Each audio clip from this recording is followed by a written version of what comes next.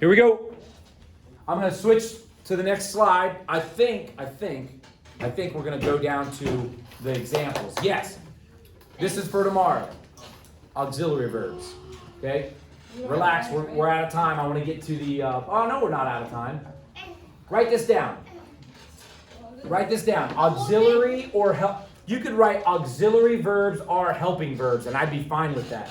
But make sure you write examples. Okay? JP, write examples here. There you go. Using initials, not giving anything away. Write auxiliary verbs are helping verbs, and write these right here. Very important stuff. Because this is going to give us tense, mood, or voice. Doing a great job right now, guys. We're going to write down auxiliary verbs are helping verbs, and then we're going to write these examples down. And you can or you don't have to write what's in the parentheses. You can just write these first words. Because, again, I'm going to keep saying this. You know this. You just don't know that you know it. Okay?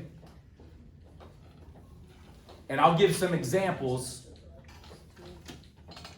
in order to make it make sense. Some concrete examples. Oh, concrete noun, yeah. All right, so real quick. If I were to say this, Mr. Neiman, and I'll give you 3 examples, and it's all gonna make sense. Mr. Neiman was walking down the hall, Mr. Neiman is walking down the hall, and Mr. Neiman will walk down the hall. What? Mr. Neiman was walking down the hall, Mr. Neiman is walking down the hall, Mr. Neiman will walk down the hall. Future, right? So I just gave you all 3 tenses. All I did was change the linking verb.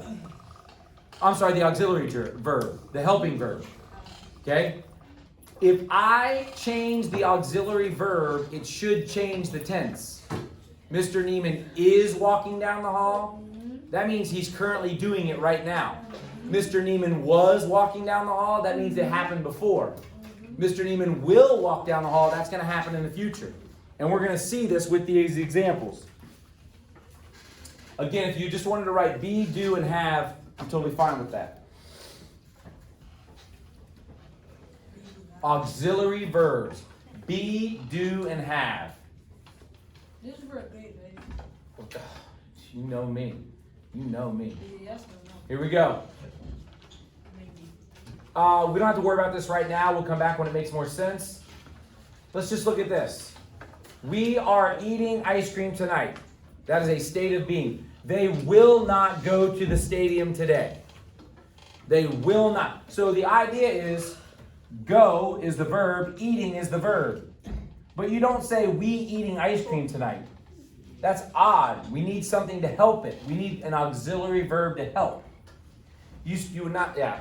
So anywho, they not go to the stadium today? That doesn't even make sense. They will not. That's a helper. That's the auxiliary. And that's what we need. The main verb is have. The auxiliary verb is does. The main verb is go. The auxiliary verb is will. Main verb is eating. Auxiliary verb is are. And you guys know this because you would not say we eating ice cream tonight. Hey, he eating ice cream tonight. Actually, you know who does say that? Little Tyler. Boom. 3, 4, and 5 years old. And guess what? 3, 4, and 5-year-olds are allowed to say that. Why? Because they don't know this. They haven't been around the language. Guess who has been around the language long enough?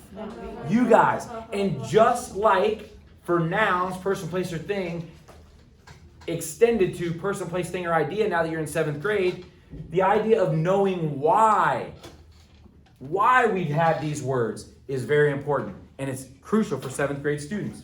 Let's get down to, this is the difference between linking, and this is where we're going to start tomorrow. Okay? We'll get to verb forms, we'll get to verbs, we'll get to irregular verbs.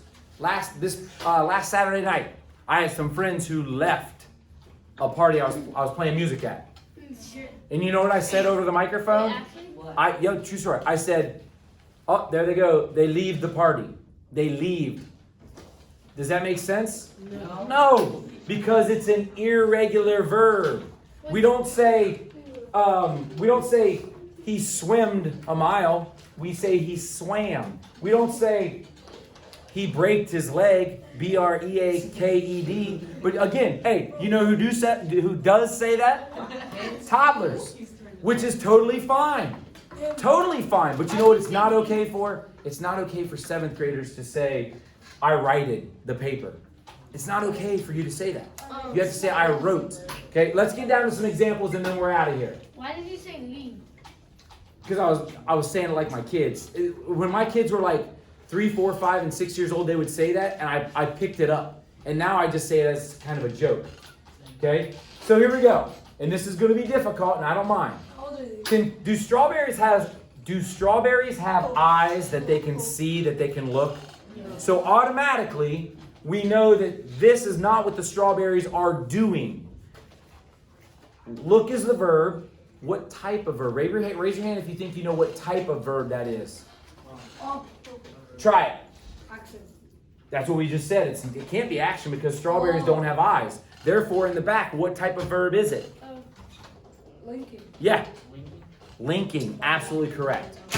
Linking. It links what the strawberries look like. Okay? So we need look in there. It's linking. One last time, just so we're all clear. Do strawberries have eyes that they can look as an action? No. No, they don't. Hey, that should not be hard. Strawberries do not have eyes that they should look as an action. So therefore, it's linking. Okay? Here's the next one. Here we go. Someone raise their hand. I will call on you, and you're going to tell me what the verb is.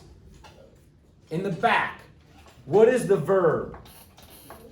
Raced. She said raced is the verb. So let's continue. Now, here's the question. What type of verb is it? Action. Let's see if she's right. Boom. Can you race? Yes, you can race. Okay? So it is an action. Now, listen. There are 2 more slides after this. But we're not going to go on to those. We'll go over those tomorrow. Okay? But just like nouns, we build onto them. Verbs we build onto. Make sense? All right. Everybody, whoa, hands up, hands up. Everybody hands up. Great job.